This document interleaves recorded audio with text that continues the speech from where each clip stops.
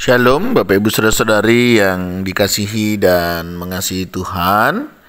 Kita bersyukur hari ini Tuhan memberkati kita. Sebelum kita membaca, merenungkan firman Tuhan, mari kita berdoa. Terima kasih Tuhan untuk berkat-Mu. Kami ada sampai hari ini sebagaimana kami ada. Semua karena berkat dan kemurahan-Mu. Terima kasih untuk kasih setia-Mu.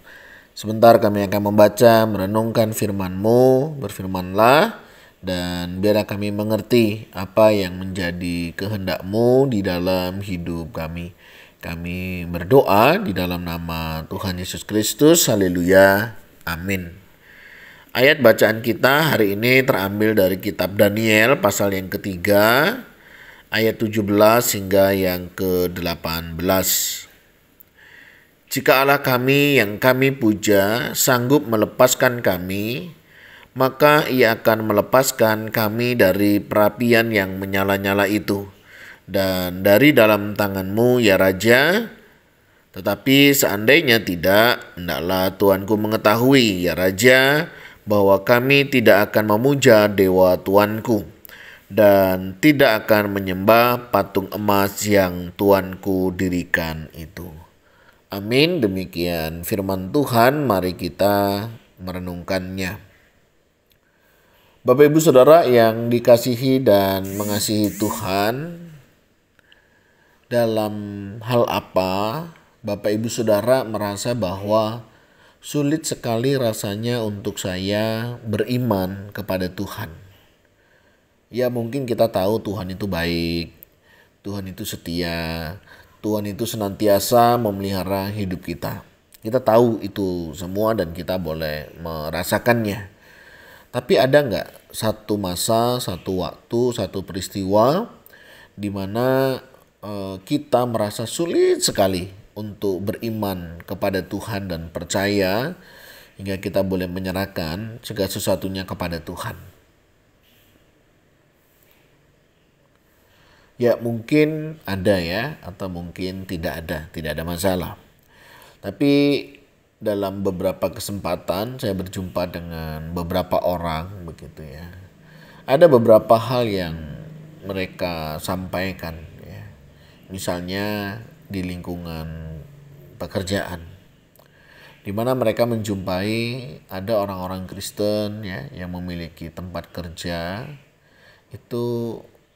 Tidak pernah mereka pikirkan dan mereka bayangkan memiliki bos yang sepertinya dia beribadah taat kepada Tuhan, tetapi dalam kehidupan kesehariannya tidak mencerminkan sebagai orang yang takut akan Tuhan. Ada juga saya jumpai orang yang dalam tanda petik takut akan Tuhan, melayani Tuhan, tetapi dalam relasi tidak seperti seorang yang demikian. Bapak Ibu Saudara, dalam hal-hal demikian terkadang yang sulit untuk kita bisa beriman di dalamnya. Ketika situasi kondisi terkadang tidak sesuai dengan yang semestinya. Mungkin kalau kita menerima sesuatu yang sebagaimana mestinya mungkin jauh lebih mudah. Tetapi ketika tidak, ini yang tidak mudah. Nah, oleh sebab itu Bapak Ibu Saudara, hari ini kita akan belajar dari satu kisah bagaimana Sadrak, Mesak, dan Abednego ini diperhadapkan dengan satu situasi kondisi yang tidak mudah. Jadi pada waktu itu ada seorang raja yang luar biasa begitu ya, membuat patung dengan harapan semua orang bisa tunduk menyembah sehingga keberadaannya pun bisa diakui oleh rakyatnya. Nah, setiap mendengar bunyi-bunyian musik begitu ya, seluruh orang siapapun itu mesti menghadap dan menyembah kepada patung yang dia sudah bangun tentang dirinya. Nah, namun pada saat itu ada orang yang tidak menyembahnya, yaitu Sadrak, Mesak, Abednego, yang kemudian mereka itu dilaporkan kepada raja dan mereka mendapatkan hukuman untuk dimasukkan ke dalam dapur api. Nah, ditanya memang sama si raja, kenapa kok nggak mau melakukannya? Nah, teman-teman pemuda kita ini bilang, lah untuk apa? Aku hanya mau menyembah Tuhan Allahku saja, tidak mau menyembah yang lain. Karena dibilang kayak gitu, tambah marahlah raja ini. Dia bilang sama ajudan-ajudannya, anak buahnya, prajuritnya, naikkan 7 kali lagi, lebih panas lagi. Dan mereka diikat, mau dimasukkan ke dalam dapur perapian. Nah, menarik, 3 pemuda ini ya menyampaikan satu kebenaran. Jika Allah kami yang kami puja sanggup melepaskan kami, maka ia akan melepaskan kami dari perapian yang menyala-nyala itu dan dari dalam tanganmu ya Raja. Tetapi seandainya tidak, wah ini menarik ya, hendaklah Tuanku mengetahui ya Raja, bahwa kami tidak akan memuja dewa Tuanku dan tidak akan menyembah patung emas yang Tuanku dirikan itu. Jadi kalau Tuhan kami bisa tolong kami, dia akan tolong kok. Tapi sekalipun dia tidak menolong kami juga tidak akan lakukan penyembahan itu. Artinya inilah iman mereka. Ya, akhirnya memang mereka dimasukkanlah ke dalam perapian itu. Yang masukkan saja itu terbakar, saudara. Nah, bagaimana dengan nasib 3 orang ini? Waktu dimasukkan raja melihat, loh kok ada 4 orang? Bukankah tadi cuman 3 orang? Akhirnya dipanggillah Sadrak, Mesak, Abednego dan ternyata masih bersuara. Akhirnya disuruh keluar mereka. Tidak ada sedikit pun aroma api, asap yang ada pada mereka.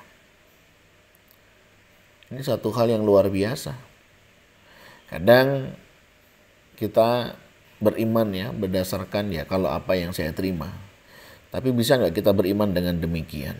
Ada 2 jenis iman ya, saya sering sampaikan ada 2 jenis iman. Yang pertama iman yang besar, yang bisa memindahkan gunung ya, dengan iman sebesar biji sesawi saja sudah bisa memindahkan gunung.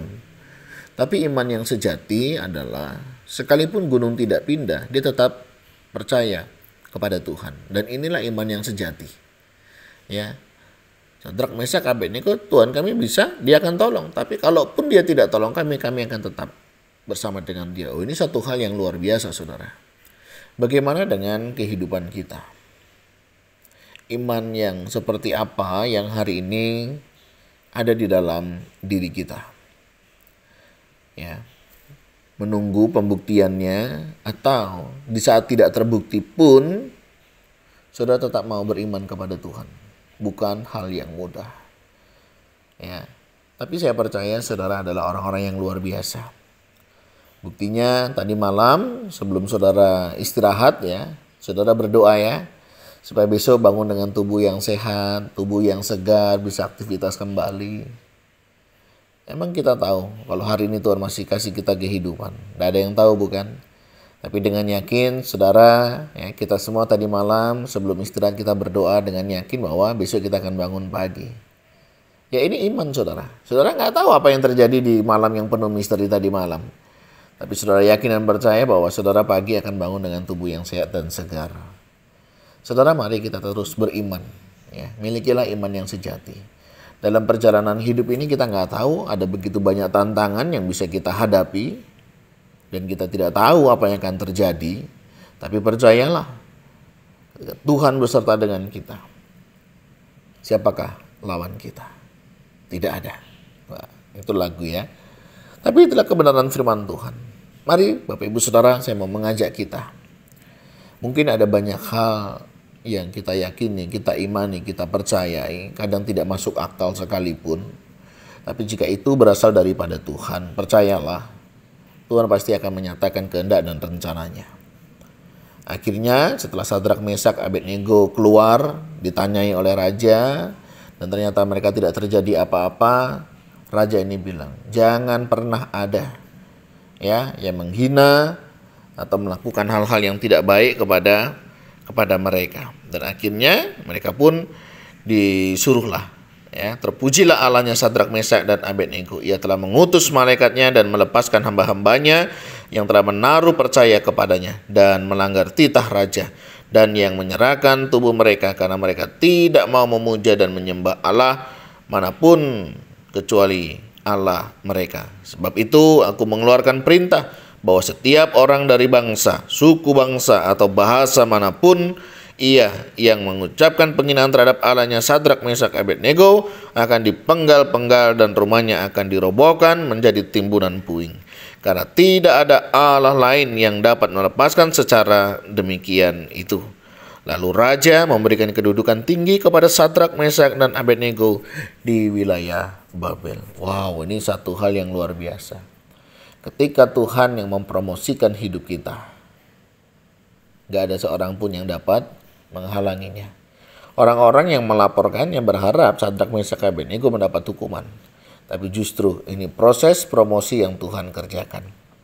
Jadi kalau hari ini ada di antara kita sedang difitnah, sedang direndahkan, sedang disalah mengerti, bisa jadi itu adalah promosi dari Tuhan untuk mengangkat saudara. Ya, saudara akan dimasukkan dalam dapur perapian, mungkin menyakitkan, ya, posisi yang tidak pernah kita harapkan. Tapi kalau kita tetap setia kepada Tuhan, tetap percaya kepada Tuhan, promosi yang Tuhan siapkan itu akan menjadi bagian di dalam hidup kita. Ya.